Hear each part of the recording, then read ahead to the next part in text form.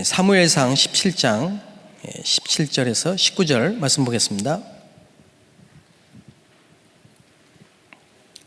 같이 읽겠습니다. 이새가 그의 아들 다윗에게 이르되 지금 내 형들을 위하여 이 볶은 곡식 한 네바와 이 떡 10덩이를 가지고 진영으로 속히 가서 내 형들에게 주고 이 치즈 10덩이를 가져다가 그들의 천부장에게 주고 내 형들의 안부를 살피고 증표를 가져오라. 그때의 사울과 그들과 이스라엘 모든 사람들은 엘라 골짜기에서 블레셋 사람들과 싸우는 중이더라. 아멘. 이새의 237 현장입니다.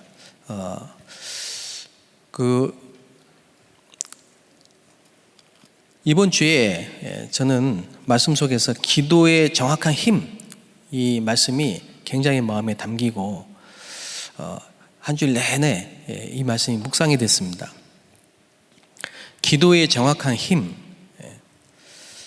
이게 뭘까? 기도의 정확한 힘은 복음을 이해한, 복음을 누리는 기도다. 그렇습니다. 많은 종교인도 심지어는 불신자도 기도하는데 또 응답도 받는데 그거는 귀신이 역사하죠.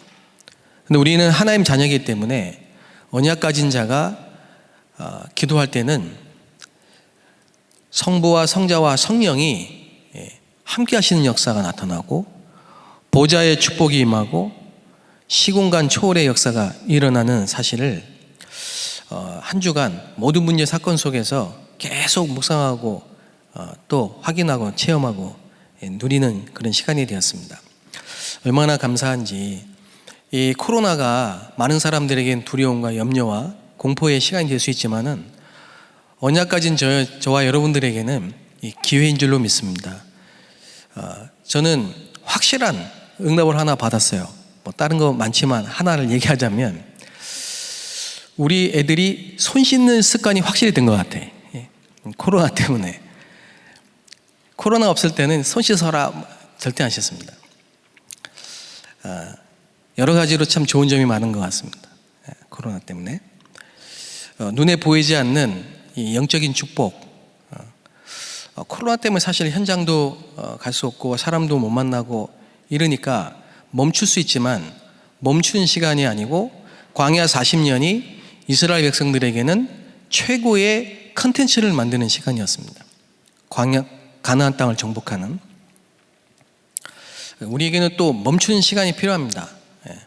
멈추는 시간에는 아무것도 안 하는 게 아니고 하나님의 나라가 임하기 위해서 기다리는 시간이고요. 또 준비하는 시간이죠. 하나님이 우리에게 복음을 주신 게 너무 감사하고 이 복음을 알게 된 게 참 하나님의 은혜입니다. 베드로가 주는 그리스도입니다 이렇게 고백했더니 예수님이 바요나 시몬아 너 참 복 있다. 이것을 알게 하는 이는 하늘에 계신 내 아버지시니라 했거든요. 현장에서 만난 많은 사람들이 다 복음을 듣고 이해하는 게 아닙니다. 아니더라고요. 거절하는 사람도 있고 핍박하는 사람도 있고 아무리 설명해도 못 알아듣는 사람이 있고 심지어는 믿고 싶은데 안 믿어지는 사람도 있고 그렇습니다. 근데 우리는 그냥 믿어지잖아요. 이 예수가 그리스도 되심이 믿어지시잖아요. 또 증거는 이것이니 아들이 있는 자에게 생명이 있고 아들이 없는 자에게 생명이 없느니라. 우리가 구원받은 증거가 뭡니까? 아들이 있는 그리스도, 이 생명이 우리 안에 있다면 성령이 아니고는 누구도 예수를 주라 그리스도라 시인할 수 없다.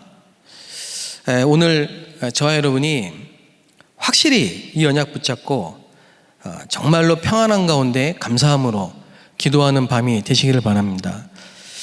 이 시간에 하나님은 237, 25 응답을 주실 겁니다. 첫 번째 25 시대입니다. 25 시대. 이 복음 누리는 정확한 힘을 얻으면 시대가 보인다. 그런 말씀을 주셨죠. 오늘 사무엘상 16장 13절을 보면 우리가 읽지 않았던 본문이지만 너무나 잘 아는 본문이죠. 사무엘이 기름 뿔병을 가져다가 다윗의 형제 중에서 다윗에게 부었는데 그날 이후로 다윗이 여호와의 영에 크게 감동되니라 그랬습니다. 그런데 14절을 보면요, 여호와의 영이 사울에게서 떠나고 그랬습니다. 다윗에게는 여호와의 영이 임했고 사울에게서는 여호와의 영이 떠났어요. 이 모습을 보면서 누구에게는 여호와의 영이 임하시고 누구에게는 악령이 역사하겠죠. 악령이냐 성령이냐 둘 중에 하나겠죠. 그런데 사울이 하나님을 믿는 사람인데 어떻게 이 여호와의 영이 사울에게서 떠났고 그리고 악령이 그를 번뇌하게 한지라 그랬습니다. 구약시대 때는 이 완전한 속죄가 이루어지지 않았기 때문에, 예수님이 십자가에서 피 흘리시는 이 완전한 속죄가 이루어지지 않았기 때문에 양 잡고 피 잡을 때 그때만 하나님 만나요. 그리고 그때 성령이 역사하십니다. 그래서 이런 사울이 기름 부음을 받고 왕이 됐고 하나님을 믿는 사람이지만은 또 악령이 여호와의 영이 그에게서 떠나고 이런 일이 일어나는 거죠. 구약시대 때는 이 사울이 이제 정신 문제가 온 겁니다. 한마디로 말하면 지금으로 말하면 뭐 조현증, 조현병, 우울증을 넘어서 더 깊어진 이런 조현병, 분열증, 이제 귀신이 완전히 들리는 상태, 그 전 단계까지 가버린 겁니다. 그래서 오락가락해요. 근데 그걸 누가 다 알고 있느냐? 지금 사울의 신하들이 그에게 이르되 보소서 하나님께서 부리시는 악령이 왕을 번뇌하게 하온즉. 아니, 악령을 하나님이 부리십니까? 그 말이 아니고 악령의 역사도 하나님의 절대 주권 허락 없이는 움직일 수 없다 이 말이에요. 욥기에서도 나오잖아요. 욥기서 1장을 보면 사단이 하나님 앞에서 저 욥을 내가 건드려도 되겠냐고 허락을 받잖아요. 모든 만물을 하나님이 주관하시고 이 사단의 역사도 하나님의 허락이 없이는 되어질 수 없는 겁니다. 그렇죠? 교회 안에 사단이 역사합니까? 교회 안에 사단이 역사할 수 있습니까? 교회에 다니는 성도들에게 사단이 역사할 수 있습니까? 교회에 다니는데 우울증 걸리고 정신문제 올 수 있습니까? 있습니다. 있죠. 그런데 그리스도께서 십자가에서 구원을 완성하시고 성령이 오셔서 지금 우리 안에 성령을 모신 하나님의 자녀는 귀신이 우리 안에 들어올 수는 없어요. 밖에서 속이고 공격할 수는 있죠. 근데 이 당시는 지금 완전한 속죄가 이루어지지 않았기 때문에 이 사울이 막 시달리는 거예요. 한마디로 말하면. 굉장히 많죠. 지금은 더. 이런 일들이. 그러면서 악령이 왕을 번뇌케 하온즉. 그 말은 주변 사람들이 다 알고 있어요. 이 사울이 지금 시달리는 거를. 그 영적 문제는 세 가지인데 나도 모르는 영적 문제가 있고 나만 알고 다른 사람이 모르는 영적 문제가 있고 나도 알고 다른 사람이 다 아는 영적 문제가 있어요. 나는 모르고 다른 사람이 아는 영적 문제 참 골치 아픈 거죠. 이게 본인은 몰라요. 근데 이 사울이 지금 시달리는 거를 그 옆에 있는 신하들이 다 알 만큼 굉장히 많이 시달린 것 같아요. 이 사울이. 그러니까 자기가 불러서 수금을 타라고 해놓고는 또 창을 던지고 이해할 수 없는 일을 하는 거예요. 이해할 수 없는 일을. 이런 시대입니다. 블레셋이 쳐들어오고 또 교회 안에 많은 성도들이 방황하고 교회는 힘이 없고 이런 시대입니다. 그래서 시대마다 재앙이 오고 질병이 오고 문제가 오는데 복음이 희미해질 때마다 재앙이 오고 전쟁이 일어납니다. 이 시대입니다. 그런데 시편 78편 70절 72절 보니까 하나님은 다윗을 목동으로 있을 때 이미 왕으로 선택을 했어요. 그리고 사울 왕은 악신에 시달리고 다윗은 왕이 되고 언약궤 성전 준비하는, 한마디로 말하면 237의 주역이 됩니다. 여러분, 이 다윗의 할머니 또 증조모가 누구죠? 나오미의 며느리 룻이잖아요. 모압 여자. 엄밀하게 따지면 모압 여자와 이스라엘 유대인이 섞인 그야말로 국제결혼에다가 TCK라 다윗이. 그래서 렘넌트는 한 명도 7명의 렘넌트는 한 명도 빠짐없이 다 TCK라는 말이 나오는 거예요. 이 다윗이 성전을 모르고 준비했든 알고 준비했든 분명한 것은 언약궤라는 언약을 붙잡고 기도하면서 평생을 준비한 게 성전 건축인데요. 나중에 이 성전을 솔로몬이 완성을 하고 나서 어떤 일이 벌어지죠? 전 세계에서 몰려듭니다. 237 전 세계 나라의 지도자들이 솔로몬의 말을, 지혜의 말 듣기 위해서 몰려오잖아요. 이 일을 위해 하나님이 준비하신 이세라의 말이죠. 아무 힘이 없고 아무 능력이 없는 것 같은 이 이세도 237 현장을 만들었다. 그렇다면 우리도 할 수 있다라고 말씀하셨습니다. 지금 계속해서 237 메시지가 산업선교 메시지로 나오고 있는데, 내일은 이제 다윗의 237 전략이겠죠. 우리 모든 성도님들이 237 언약을 붙잡을 때 하나님은 시공간을 초월한 역사가 보좌의 축복이 임하는 역사로 25 시대를 볼 수 있는 응답을 주시는 것입니다.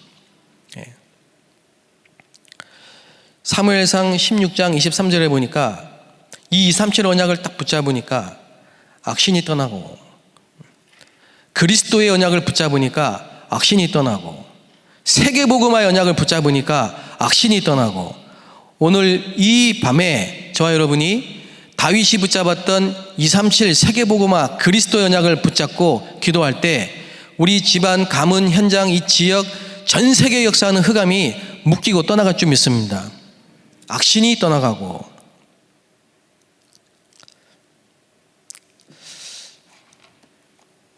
두 번째는 25 현장입니다.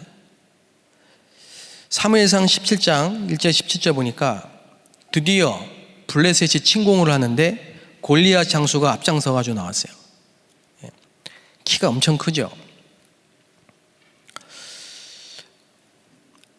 근데 뭐라고 말하냐? 여호와 믿는 사람 나와봐, 이렇게 말한 거예요. 저는 요즘에 이 기독교인이라고 싸잡아서 욕하는 많은 불신자들이 올리는 인터넷 그 댓글들을 보면서 이 생각이 나요. 이 그림이 그려져요. 여호와의 이름을 모욕하는 골리앗 같은 이 세상, 이게 현장입니다. 현장에 가면 여호와 이름이 땅에 떨어져 버렸어요. 그런데 아무도 싸울 사람이 없어요. 이게 또 비참한 얘기입니다. 마태복음 9장 36절 38절에 추수할 게, 복음 전할 때가 너무 많은데 일꾼이 없어요. 현장에 소돔과 고모라 같이 재앙이 임한 이 재앙지대에 그리스도를 똑바로 말할 수 있는 전도자가 없어요. 대학에 없고, 병원에 없고, 학교에 없고, 아파트에 없어요. 우리를 하나님이 파수꾼으로, 영적 의사로, 그리스도의 삼중직까지는 대사로 보내시고 세우신 겁니다. 그래서 우리가 영적인 힘을 얻을 때 우리가 있는 현장에 하나님은 하늘군대를 동원하시고 문을 여시는 거예요. 그 사실을 오늘 믿으셔야 됩니다. 이 세상을 잡고 있는 자가 누구냐? 세상 임금, 곧 마귀, 세상 임금 노릇을 하고 있는 에베소 2장 2절에 공중 권세 잡은 자, 창세기 3장에 뱀에게 들어갔던 이 사단이라고도 하고 마귀라고도 하는, 계시록 12장에 타락한 천사, 분을 품고 땅에 떨어져서 인간을 망하게 하려고 호시탐탐 틈을 보고 있는 이 사단 마귀, 그의 부리는 미혹의 영, 악령들, 지역마다 이게 다 장하고 있습니다. 마가복음 5장에 보니까 거라사인 지방에 그 돼지를 많이 키웠어요. 왜냐? 제물이에요, 제물. 제사 지낼 때 쓰려고. 그 동네 자체가, 거라사인 지방 자체가 돼지 놓고 제사 드리는, 왜 우리가 굿하고 이런 거 고사 지낼 때 보면 돼지 머리 놓지, 그런 식으로 돼지를 키워요. 그 동네에 이 귀신 들리고 영적으로 시달린 사람이 너무 많은 겁니다. 그 대표적인 인물이 거라사인 지방의 군대 귀신 들린 자예요. 옷 벗고 소리 지르고 쇠고랑으로 묶어놔도 제어가 안 돼요. 예. 보셨습니까, 여러분? 그런 사람들? 예. 이런 현장이라니까요. 요한복음 8장 44절, 불신자는 100% 마귀의 자녀입니다. 예. 사도행전 10장 38절, 마귀에게 눌린 자, 귀신 들려 귀머거리 된 자, 귀신 들려 벙어리 된 자, 귀신 들려 간질하는 자.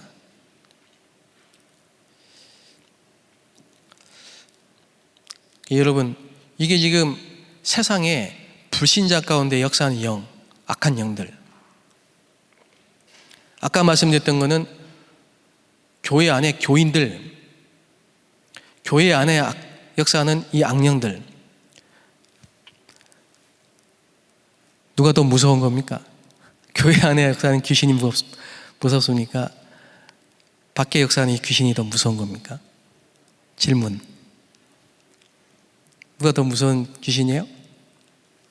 그랬더니 어떤 분이 교회 안에 역사하는 귀신이 더 무섭죠? 이러더라고요. 땡입니다. 하나도 안 무섭지요, 귀신은. 귀신이 무섭습니까? 귀신은 무서운 존재가 아니죠. 별거 아닌 거죠. 아멘. 예. 그 전에는 막 귀신을 쫓아내려고 땀을 뻘뻘 흘리면서 기도한 적이 있어요.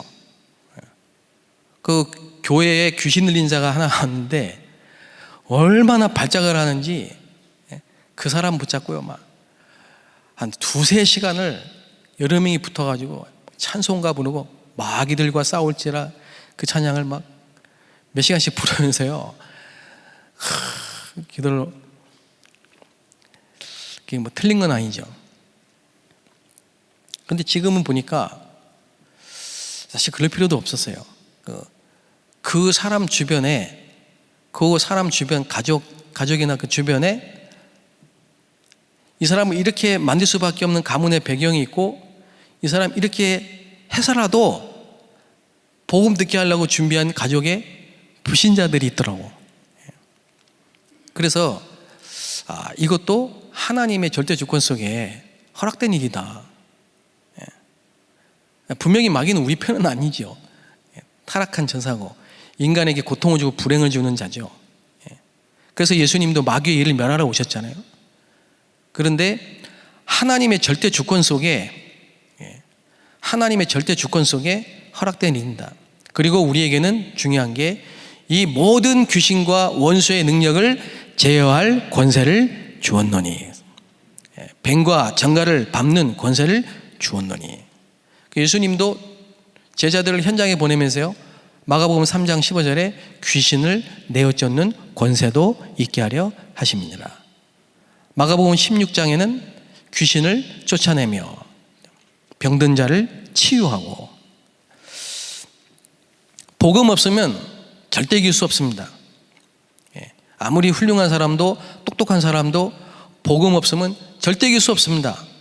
그런데 복음 가지고 있으면 어린아이도 귀신은 결박됩니다. 그리스도가 왕이시고 그리스도의 이름의 그 놀라운 능력과 그 권세 앞에 모든 흑암은 무너질 줄로 믿습니다. 사단. 그러니까 다윗은 알고 있는 거죠.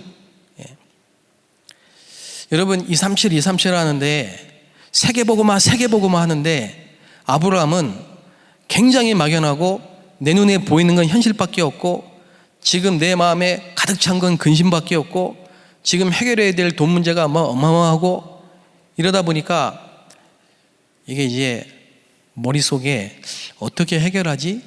이 생각이 계속 들다 보니까 애굽으로 간 거예요. 저도 그랬습니다. 아마 많은 분들이 경험을 하셨을 겁니다. 그런데 하나님이 이 아브라함을 복의 근원으로 부르셨잖아요. 그리고 돈 문제 해결되면 끝나냐? 또 문제 옵니다. 인간관계 문제 또 오거든요. 근데 그때 깨달았어요. 아브라함이 하나님이 내게 주신 이 237의 언약, 열국의 합의, 내게 저만큼 멀리 있던 237, 나하고는 전혀 상관없게 생각됐던 열국, 천하 만민, 그게 확 다가오는 순간이 온 겁니다. 창세기 13장 18절입니다. 단을 쌓는데 하나님 앞에 단을 쌓고 기도하는데 동서남북을 바라보라. 여러분이 영안이 열리셔서 오늘 문제를 바라보는 눈이 하나님이 원하시는 사방을 보는 눈으로 바뀌게 되시길 바랍니다. 와 있어요. 이게 막 비행기 타고 가야 되는 게 아니고 와 있다니까요.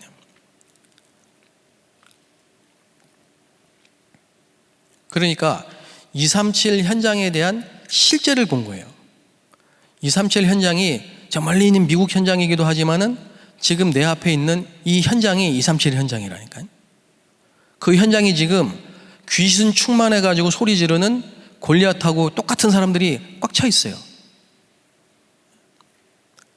그러니까 재앙이 올 수밖에 없는 현장이에요.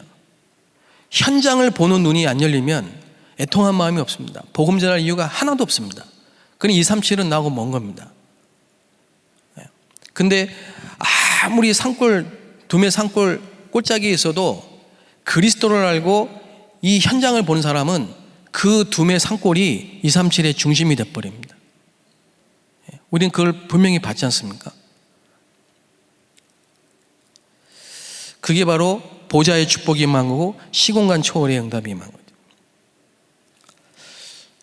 제가 불신자 집안에서 태어났고 아무도 교회 다니는 사람이 없는 가문에서 자라가지고요, 이 교회에 다니는 사람들이 굉장히 우습게 여겨지고 나는 내 힘으로 뭐 할 수 있다 그랬는데 시간이 지나갈수록 너무너무 어렵게 상황이 되다 보니까 희망이 없구나 이런 생각이 들더라고요. 그리고 남들은 막 직장 다니고 뭐 이렇게 준비하는데 저는 두렵더라고요. 막막하고. 그리고 급기야는 그 동네에서 가장 아주 극빈자들이 사는 동네, 화장실 하려면 저만큼 걸어가야 되는 동네, 그런 동네까지 제가 이렇게 집으로 가게 됐어요. 우리 식구들이. 하나님이 왜 이렇게 여기까지 보내셨을까? 지금 이제 알게 된 거예요. 제가 거기서 복음 들었죠. 거기서 전도사 됐죠. 강도자 됐죠. 목사 됐죠. 선교사로 파송됐죠. 다락방 접하게 됐죠. 하나님이 이유가 없지 않다니까요. 그러니까 그 현장이 제게는 237 현장이에요. 실패의 현장이고 절망의 현장이고 고통의 현장이고 안 되는 현장이고 무능력한 현장이고 희망이요 소망이 아무것도 없는 현장같이 보이지만은 하나님은 25 미래를 딱 준비해 놓으셨더라니까요. 그리고 생각도 못한 나라로 선교로 말도 하나도 못하고. 근데 어렵지 않은 게 그 사람 문제나 예전에 내 문제나 똑같아. 내가 만난 그리스도를 말하니까 그 사람에게는 답이 돼요. 그러니까 하나님이 복음 들을 사람을 붙여놓으시니까는 전도는 어려운 것도 아니고 쉬운 것도 아니고 되어지는 거예요. 그렇게 시작한 237의 응답과 축복이 동남아시아로, 일본으로, 미국으로 하나님이 많은 부분들을 이렇게 보게 하시면서요. 이제 5월 5일 날 세계 중화권 수련회를 하나님이 허락하셨습니다. 세계 중화권 수련회. 정신 차리고 가만 보니까 이게 어마어마한 237, 5천 정적의 실현인 거죠, 이게.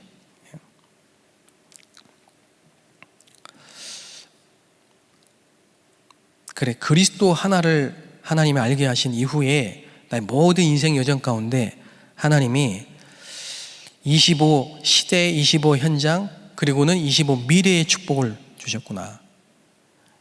우리 교회가 237 치유 서밋, 이 성경의 이야기입니다.